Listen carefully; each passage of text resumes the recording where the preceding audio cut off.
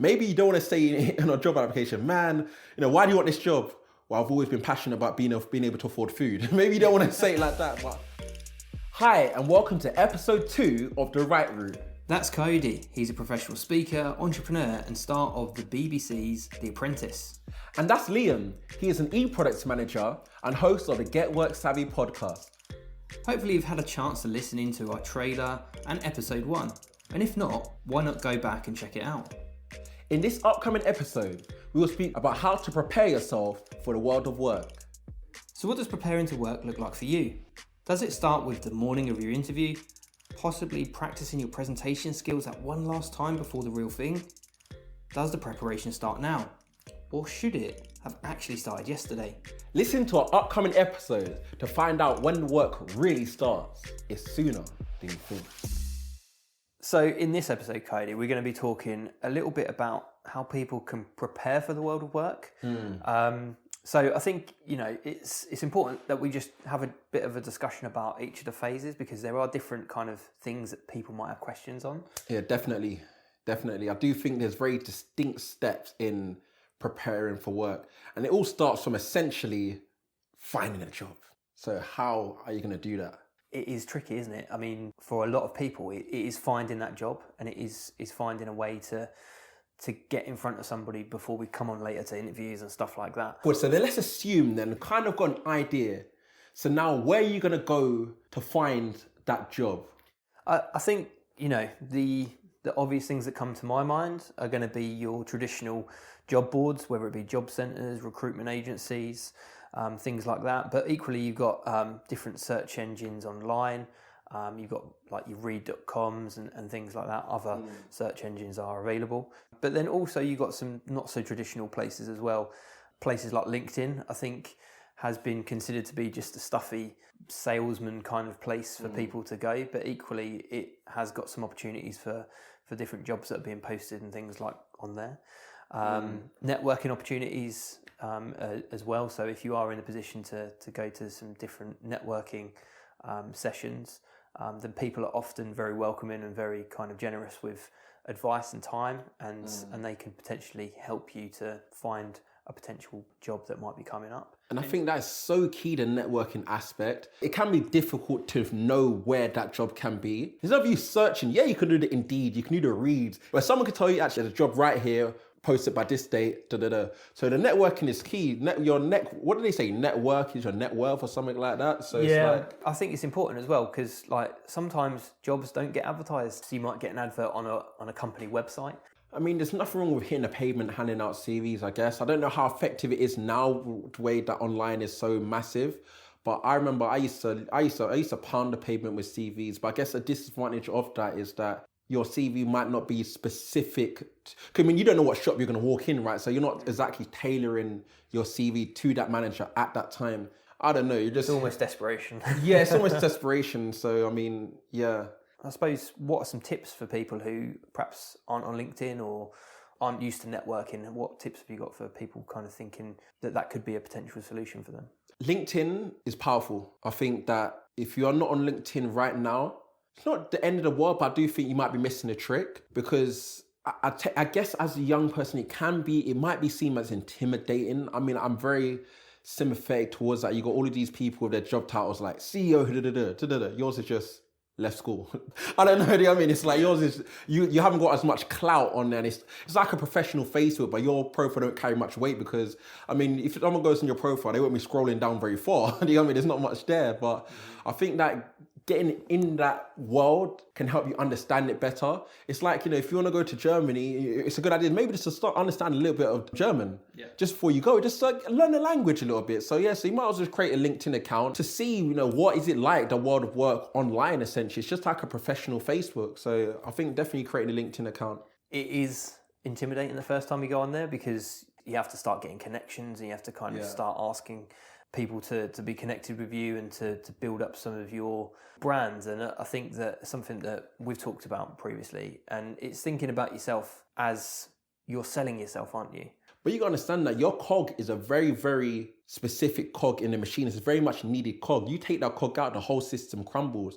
Don't feel insignificant. Do you get what I mean? What do they say? Like a whisper can settle for avalanche. You know, it's the little things that do count. So your role is very, very key to the organization. So understand, I mean, and with that, I think you should go in a bit more bossy, carry a bit more weight. Like, I'm needed here. Like, I'm worthy. Like, have that, you know, have that audacity about you. Don't be cocky with it. You know, so have that confidence with you that you're worthy, that you're needed in this place. Absolutely right. And if you go in with that mindset of, I'm not too confident, I'm a bit out of my depth here, then that's going to shine through. But having, like you say, it's a fine line between confidence and arrogance, but being confident enough to demonstrate what it is that you can do, and potentially people could even come to you. Especially if you build up your brand. Like, I'm all about building. Everybody needs to recognize is that you are a brand. If you look out her window right now, see a woman walking down the street, whether she likes it or not, she's a brand. It might not be a well-known brand, but she still is a brand. And the name of your brand is your name. So your brand is called Liam, your last name. Do you get what I mean? And if you build up Liam to such an extent, people will be coming to you. People want you. People want your brand. And then that, when the job hunting becomes easier. So it's like, how can you build your brand? So if you found your ikigai, you found your raison d'etre, if you found your berry, how can you build up your brand where people know you for doing that? So maybe do you start blogging about it? Maybe just, adding, especially on LinkedIn, do you add your 2 pence on LinkedIn? People are like, oh my God, this person's got some good points. So build up your brand. And I think that can make the job preparation much, much easier. Let's assume that people have been able to find a potential role that they're going to be applying for. How does somebody shape that? So they've found perhaps a job description and an application that they're going to go for. But what kind of things would you suggest that they think about when they're going through that process? Well, when they're applying itself? Yeah. It's funny, the reason I'm laughing is because I remember when I used to apply, I used to put on every line, I'm a conscientious hard worker. Like, I don't even know, even till now, I don't even know what a conscientious means, man. Every application I put, I am a conscientious hard worker. People can see through that, you know what I mean? Like, don't, be honest, you know what I mean? Be yourself, but be honest. Don't just write what you think they want to hear. Do you get what I mean? At the same time, it's like you do want to use some of the keywords they use in their description, because those big companies which are receiving hundreds and thousands of applications, they're not going to go through everyone individually. They're just going to search for keywords on their system, and any CVs or anything that do come up with that get brought up to the forefront. So you want to have the balance between conscientious hard worker and writing what it is they want to do, but make sure you're able to back up at the interview, because if they say to you, what's a conscientious hard worker, you don't want to be sitting there twiddling your phalanges thinking, I don't know what that is. I think the world's changed, hasn't it? Because it used to be that there was 5 CVs that a company would receive for one position. But now, like you say, they're going to get hundreds and hundreds. And yes, you've got to kind of tick a certain amount of boxes with what it is that you're demonstrating your skill set are. But equally, you've got to be authentic, and you got to, as you say, you could be pulled up in the interview and then be made to look a little bit silly. Yeah. So the first role that I played for outside of my my supermarket experience, my CV was awful. In terms of what? The first thing that I put on my CV was the job experience I had being a chip shop assistant. So yeah. So me going to try to apply for a role in training, looking back on it, the CEO that interviewed me at the time, he references that occasionally, because if you were just looking at the CV in that black and white, yeah, then why am I reading about your experience in a chip shop? How is that going to help? But this is why I'm a little bit cheeky with, because I believe that you can take any job title and make it look sexy. Like, for example, if I say to you, Liam, like, look, I was a ceramics handler at a multi-international company with a turnover of 100 million a year. That sounds sexy, but really and truthfully, I just loaded a dishwasher at McDonald's. Yeah. You know what I mean? So you can colour it up. You colour it up. Say you were a ceramics handler. I don't know, to make it sound a bit better in the description. Do you know what I mean? Yeah, great. You can make it sound exciting. Great idea. I suppose like... Oh, by the way, I wasn't a ceramics handler in McDonald's. But I suppose absolutely making it sound a bit more elegant, but equally don't stray from the truth as well. Yeah, because it's a fine line. Yeah, it is tricky, because like you say, they could ask you about that, and then like conscientious hard worker. Yeah, how are you going to back that up? And I suppose something that I'd just like to ask you as well, because I'm sure the listeners will be interested, but you have gone through the Apprentice. What do you think it was that made you stand out from the crowd opposed to those tens of thousands of people that were applying for that show? See, that's interesting, because what a lot of people don't know is that this is the second time I actually applied for The Apprentice. All right. So the first time I applied for The Apprentice was in 2017, and I didn't get it. And I remember that when it came to the 2018 application, I didn't get it the year before. Nothing's changed, so why am I going to apply again? Obviously, I applied and I got on. So then I had to ask myself and reflect that why did they let me at least through the first stage when they rejected me on the first stage last time? And I think it was the way that I kind of described what I did in a different way. And I think I needed it more in 2018 than I did in 2017. So I think when I applied in 2017 for the show, it's just like, oh, he doesn't really need this. But when I was writing it in 2018, it was like, it's weird because even though I applied with being honest truth, maybe you don't want to say in a job application, man, why do you want this job?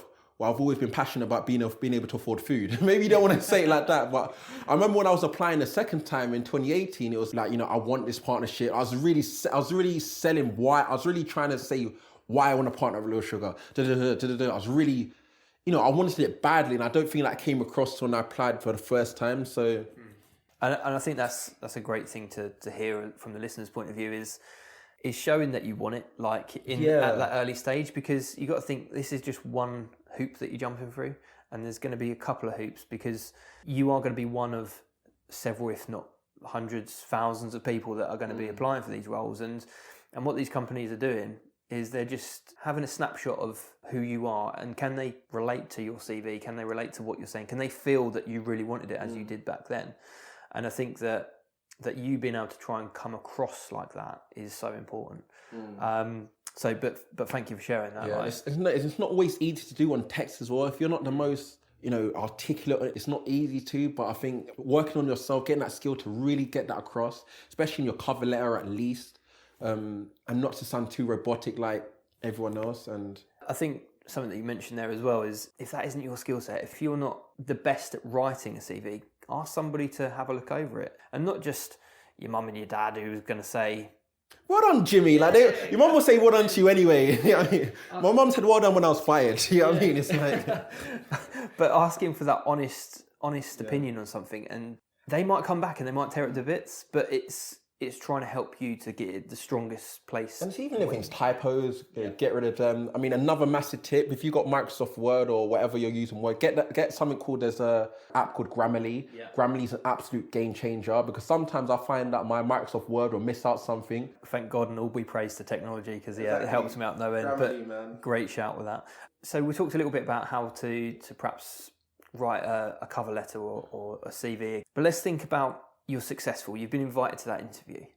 Yes. You've been invited to that opportunity to sell yourself, but what do you need to do to prepare before you actually get to interview? So if I'm about to go to interview, and this is an interview for anything, even if it's for me just meeting a client who I'm going to be speaking at, it's just the same for everything, is that like you want to find everything out about not only the company, but the person who's interviewing you.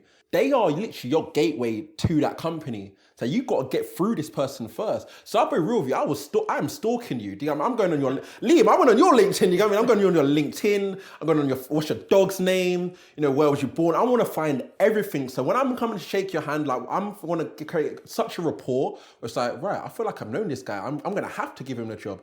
I want to make it that you feel guilty not giving me the job. Yeah, I think that's such an important thing, to do your homework. It's not job done. You've not got the job yet. You've been invited to an interview. It's just that next opportunity. And I think you're absolutely right. Use those tools that you got available to you, to whether it be a LinkedIn, connections you might have had. If you know somebody who works at that place, ask them for their advice on things that you might need to know going in.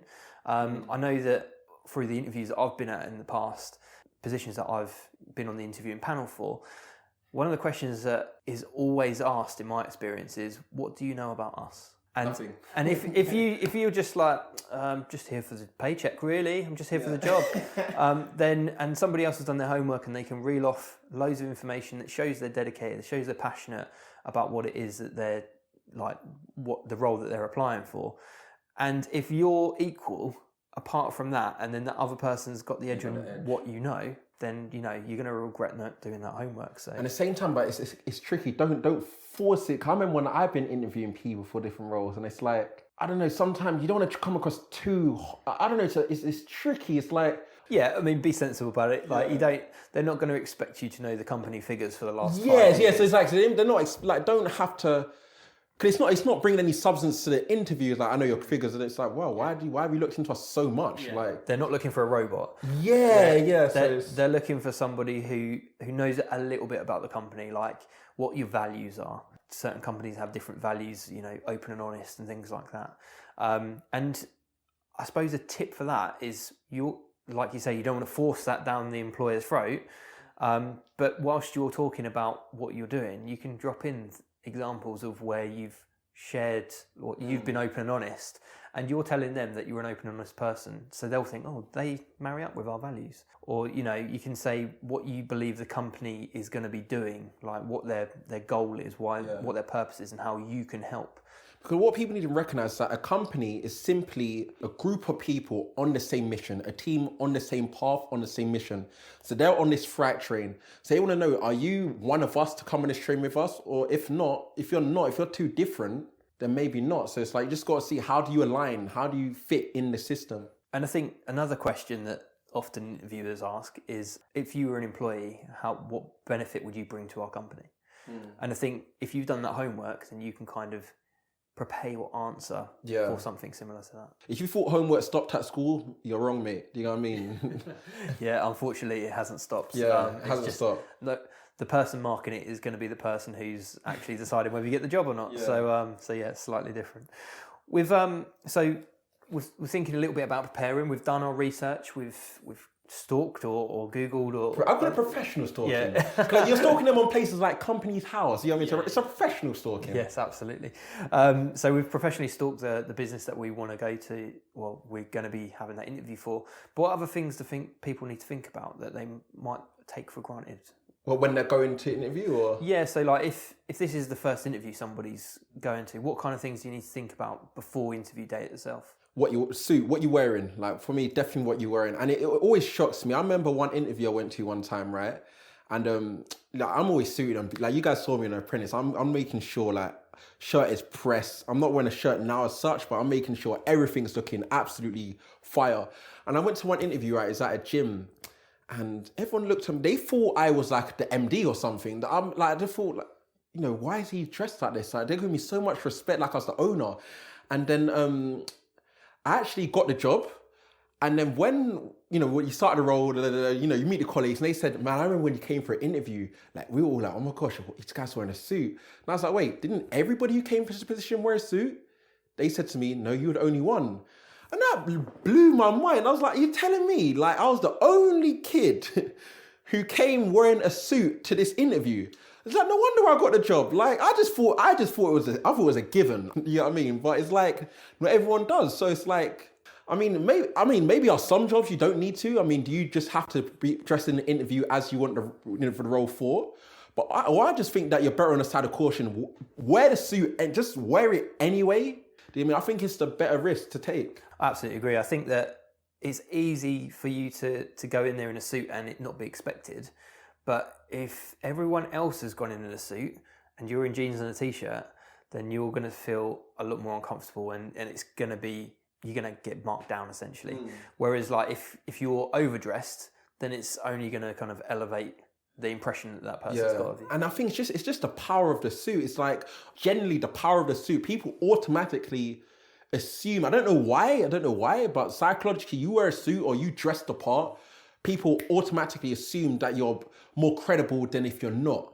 And it changes your mindset as well, doesn't it? Yeah, when I'm wearing a suit, I feel like, right, I'm going to be the MP now. Like, you know what I mean? It's like the power's in the suit. Yeah, definitely. I think, for those people who are listening and think, oh, I don't have a suit, equally think about, dressing as smart as you possibly can.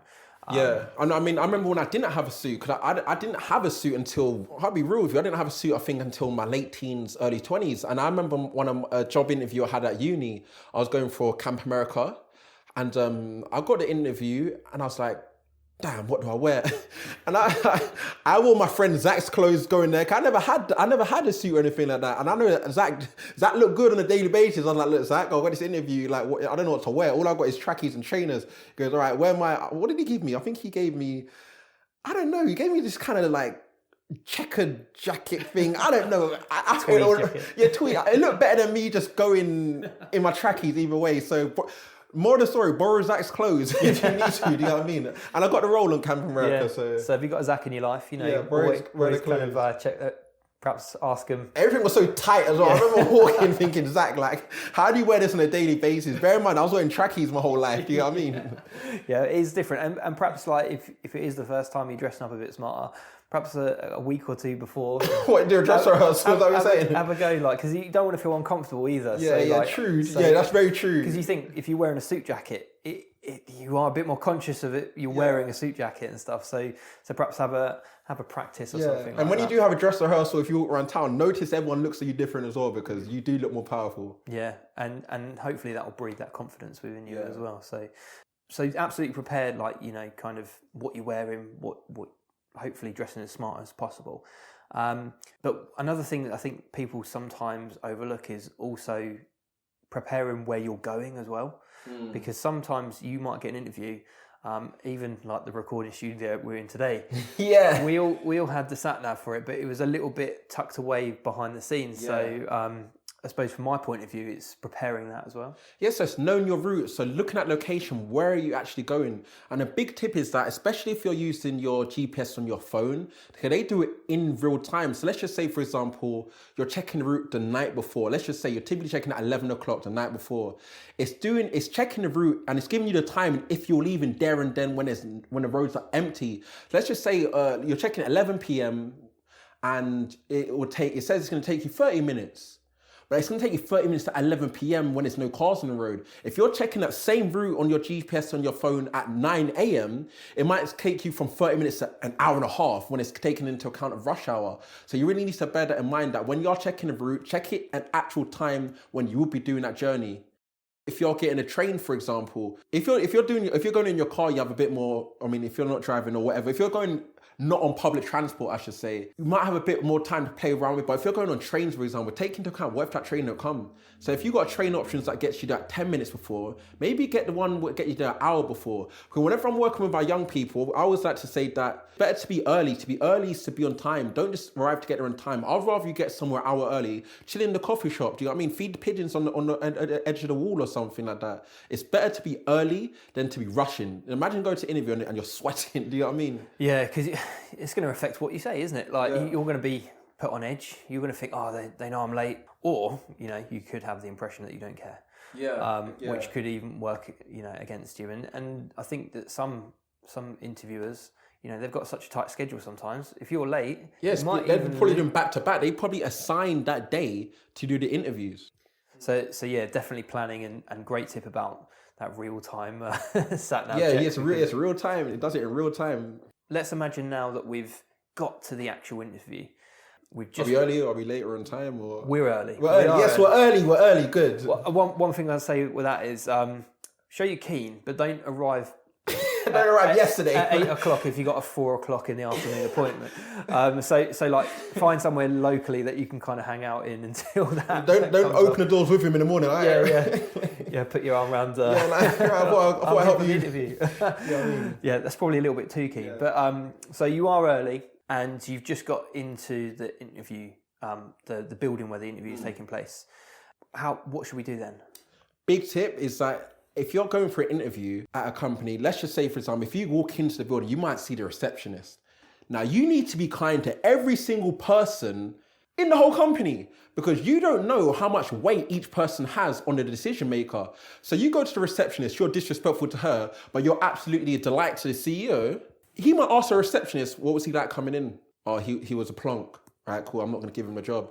Be respectful to everybody. I mean, that's what you should be like in life anyway, but it's even more when you're going to an interview because, I mean, I love this meme going around. It was a guy who tweeted, he said that, I had karma served today. The guy who cut me up on the road and called me a F whatever just came for me for a job interview. Do you know what I mean? It's just like, as you're going into the building, you don't know who's who, especially if you haven't done your research, or even if you have, you still don't know everybody's face.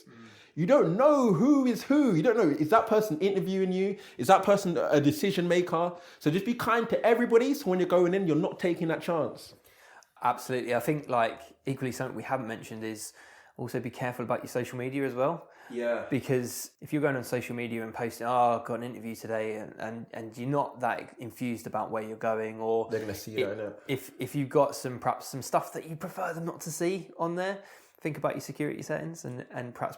And I think that's a massive risk. I mean, I find that even risky. I mean, I struggle with this even today in my day and age. It's like, because you may want to build yourself a personal brand. I don't know. It's like maybe out of your friends, you're that guy or that girl, and you know you've got that reputation, but it's not necessarily professional ones. Like, how do you strike the balance?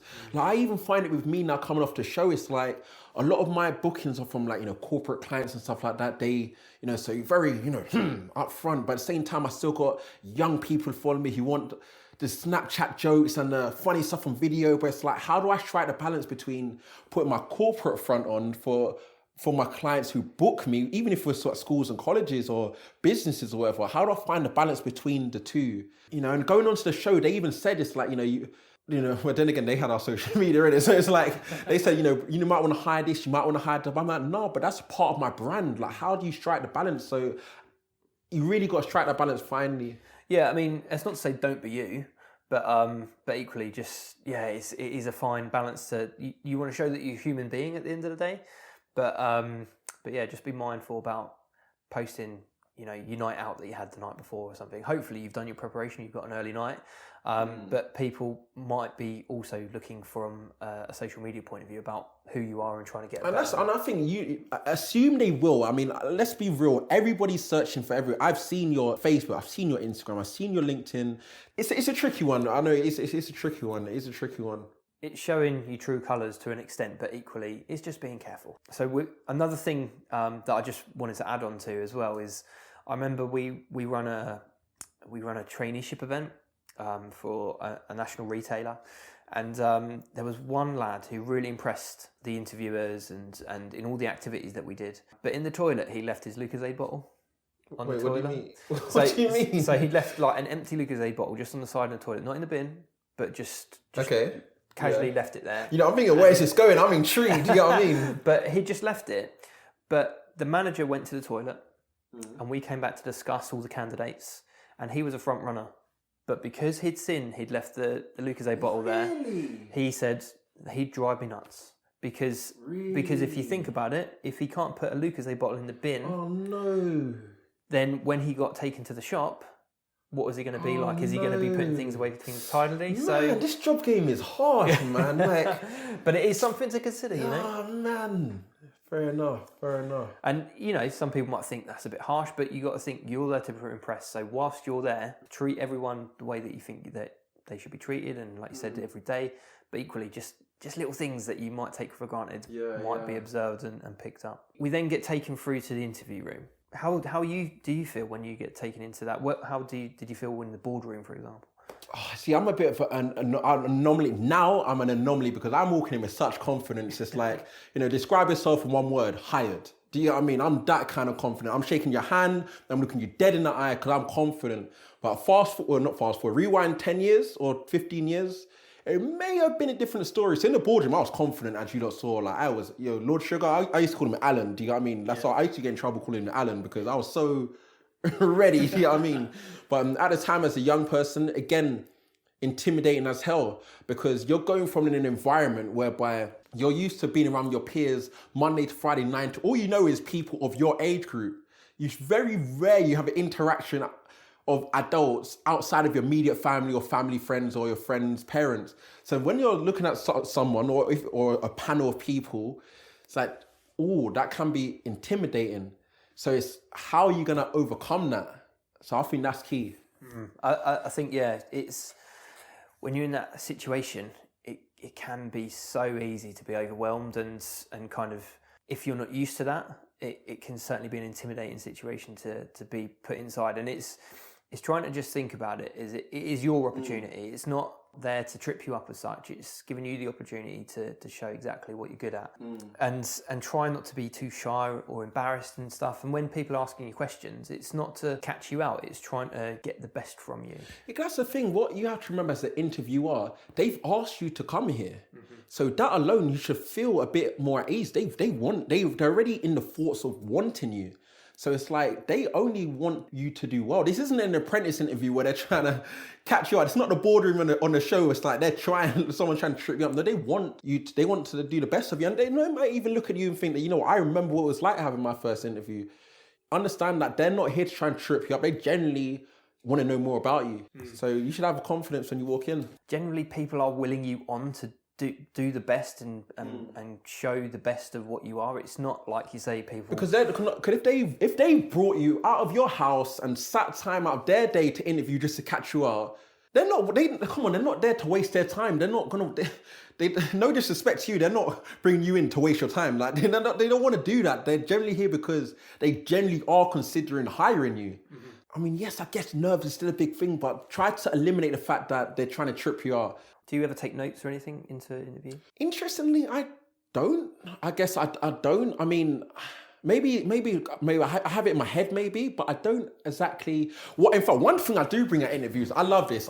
I bring all my certificates and I literally spread it out like a. Have you got any certificates? Like, it's funny you should say that. I got certificates for everything. Cause I'm very proud in the sense that when I was 16 and I did every course known to man. I got medal. I'm showing you everything. Kayode, what's in the bag? It's funny you should say that. You get what I mean? I bring that in as my prompt for them to ask. It's like, yeah, so I'm qualified here. I've done this. You know what I mean? Evidence. Newspaper article. So I don't exactly bring notes, but I bring everything by the kitchen sink. Yep. I bring the taps, but just not the sink itself. Do you know what I mean? So examples that can support you. Yeah, everything. I'm bringing everything. One question. Relevant. Sorry, everything's relevant. Yeah, it's not just everything. Yeah, it's not a dog or. Yeah. Here's my cat. Yeah, but so one question I know that I ask, and I know that that is frequently asked, if not always asked, is what questions do you have for us? So for me, my main thing is the question you're asking, is it authentic? And if you're struggling, if you haven't got a question to ask them, then maybe it's just a job for you. You should genuinely have a question. You're about to commit 40 hours a week of your life to this company. Like you must have a question you want to ask. I suppose it's think about the job that you will be doing, assuming that you're successful. Yeah. So questions like, what is the dress code if there isn't a uniform? I know one thing I ask now, actually. Sorry, you're smiling. You're smiling, everybody. And the one thing I do ask, which is, again, authentic, remember about genuine, is when am I likely to hear back from you? Mm-hmm. Because that I want to know. I don't want to leave that room and Stevie wonder when you're going to get back to me. I want to know by this time and this date, by this second, maybe not as far as the seconds, but I want to genuinely know, when am I likely to hear back from you? Because I'm only here because I want this job, so I want to know when are you going to tell me? I think that is a genuinely authentic question. When am I likely to hear back from you? I think it's important as well that you ask that, because then it gives you. You're not kind of waiting by the phone for 3 days. I don't want to do that. Yeah.